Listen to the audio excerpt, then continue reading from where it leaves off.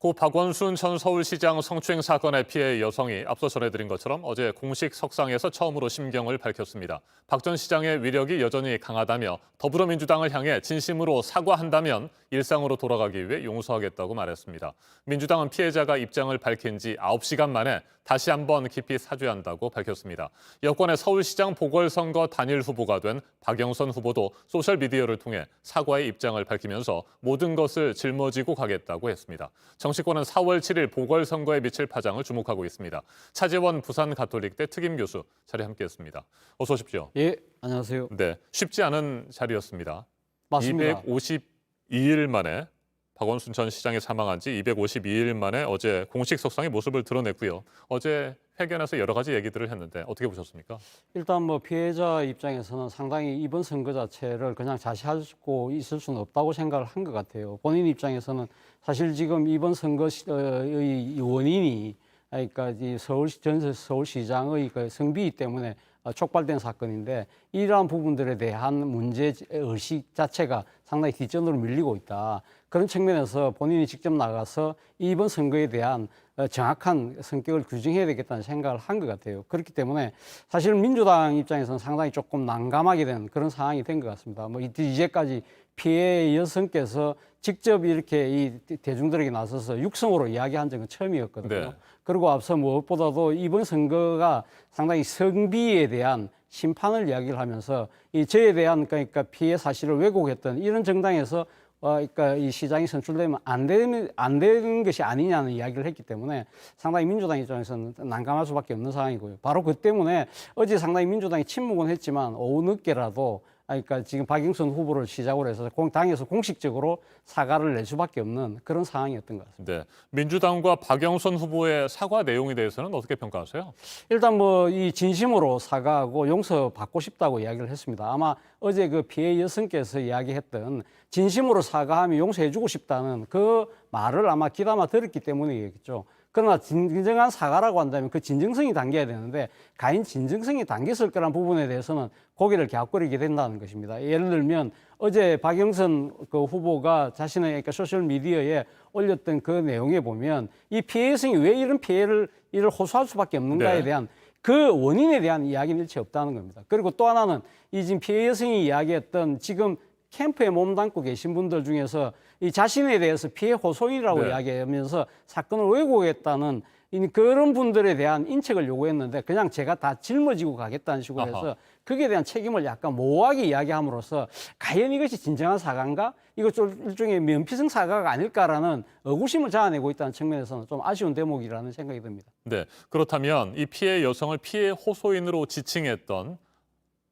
의원 3명, 예. 민주당이 뭐 징계를 하거나 그럴 가능성은 높지 않다고 보시는 뭐 겁니까? 저는 뭐 이제 징계를 한다는 것 자체는 뭐 일단 뭐 상당히 어떻게 보면 그거는 뭐 가능성이 없다고 생각이 들고요. 당장은 민주당 입장에서는 박영선 후보 캠프에서 주요 요직을 맡으면서 주요 활동을 하고 있잖아요. 그런 측면에서 보면 약간 이 선으로 물릴 필요는 있겠다는 생각이 들고요. 그리고 또 피해 여성이 이야기했던 남인순 의원에 대해서 남인순 의원이 사건의 이번 이 피해 여성이 고소했던 사실을 박원순 시장에게 전달했다는 그런 의혹을 지금 갖고 있지 않습니까? 네. 그 부분에 대한 정치적 책임을 물어달라는 이야기를 했기 때문에 거기에 대해서는 뭐 모르겠습니다. 그러니까 민주당에서 어떤 식의 정치적 책임을 물을 수 있는지는 모르겠지만 어떤 식의 정치적 액션은 필요한 것이 아닐까. 그래서 결국은 지금 이 선거 캠프에서 앞장서서 일하고 계신 분들은 일단 이 선으로 물리는 것이 맞고 남인순 의원에 대해서는 모르겠습니다. 이 선거 끝나고 난 뒤에 어떤 식의 정치적 액션을 하겠다는 그러한 다짐 정도는 공개해야 되지 않을까 하는 생각이 듭니다. 네, 4월 7일 서울시장 보궐선거를 앞두고 최근 LH 직원들의 땅 투기 의혹 그리고 문재인 정부의 부동산 정책과 관련된 것들이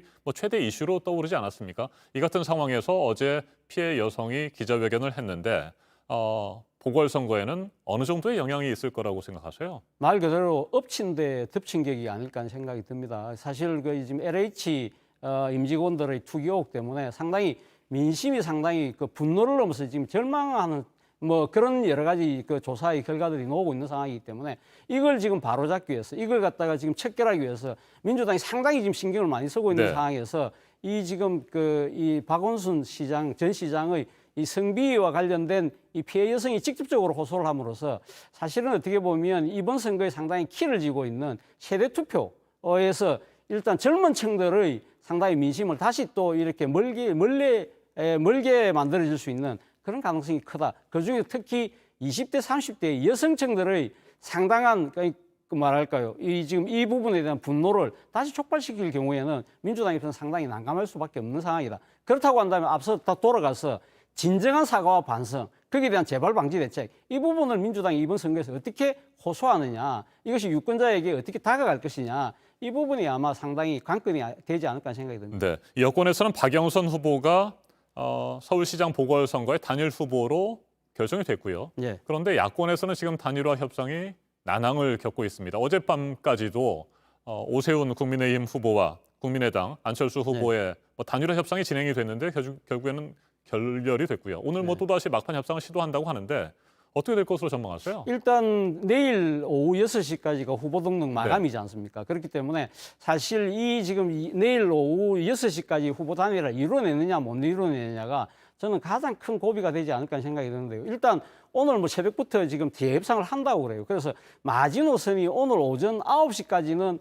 지금 그 협상을 타결하겠다는 것인데 쉽지 않아 보입니다. 사실 그런데 지금 아마 이쪽에 지금 야권 쪽에서는 만약에 안 될 경우에는 지금 본선거까지는 두 사람이 같이 후보 등록을 하고 투표용지가 인쇄된 29일까지 해도 되는 거 아닐까라는 생각을 하고 있는 것 같아요. 근데 그렇게 만약에 밀릴 경우에는 상당히 제 생각에 단일화의 효과 자체가 상당히 반감될 수밖에 없다. 오히려 역풍을 자초할 수 있다는 생각도 든다는 겁니다. 한마디로 말씀드리면 단일화는 승리의 요술 방망이가 아닙니다. 단일화가 정말 승부의 시너지 효과를 갖고 오기 위해서는 진정성과 감동을 가져야 되는데 소위 말해서 단일화 자체가 가치와 철학의 연대를 통해서 이 어느 한쪽의 후보가 되고 나면 거기서 양보하고 헌신하고 그런 부분들이 사실 어떻게 보면 감동과 진정성을 자아낼 수 있는 대목이라고 한다면 지금 야권의 두 후보가 보이고 있는 모습은 야권 지지층 입장 또 중도층 무당층 입장에서도 상당히 지지를 하기를